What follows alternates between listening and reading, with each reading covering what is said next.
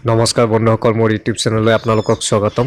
আজি আকৌ এটা ভিডিঅ লৈ আপোনালোকৰ ওচৰত আহিছো আজিৰ ভিডিঅটো হৈছে যে আমাৰ গাহৰি পোৱালিকেইটা ডাঙৰ হোৱাৰ পিছত হিয়তক কি খাদ্য দি আছো আৰু হিয়তৰ গ্ৰোথ কেনেকৈ হৈ আছে হেবোৰ গোটেই ডিটেইলছ দেখুৱাম সো দেৰি নকৰি পেলাই পটককে বলক জাগাত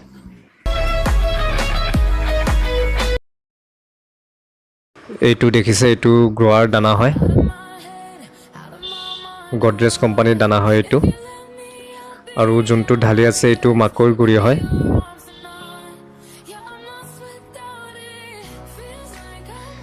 এতিয়া মাকৈ গুৰি আৰু দানাটো একেলগে মিক্সিং কৰা হ'ব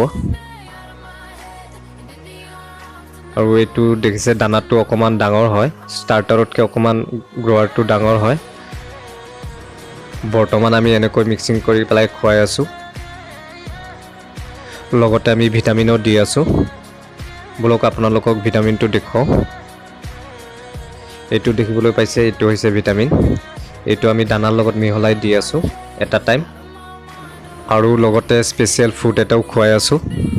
বলক আপোনালোকক দেখুৱাও এইটো দেখিবলৈ পাইছে ইয়াতে কচু আৰু চাউল বনোৱা হৈ আছে এনেকৈ মাজে সময়ে কচু আৰু চাউল একেলগে বনাই পেলাই দানাৰ লগত মিহলাই খুৱাই আছো ইয়াৰ ফলত কম খৰচতে খাদ্যৰ কোৱান্টিটিটো বাঢ়ি গৈ আছে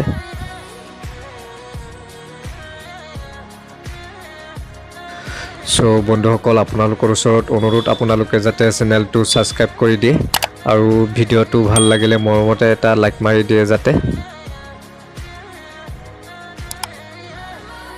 বলক এতিয়া আপোনালোকক পুখুৰীটো দেখো পুখুৰীত মাছ এৰিলো এইটো দেখিছে পুখুৰীত পানী হৈ গল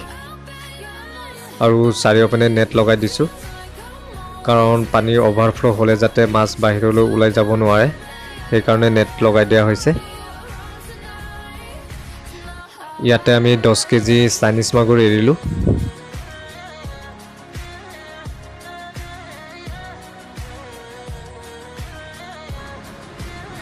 সো বন্ধুসকল আজিৰ কাৰণে ইখিনি আছিল আলবিদা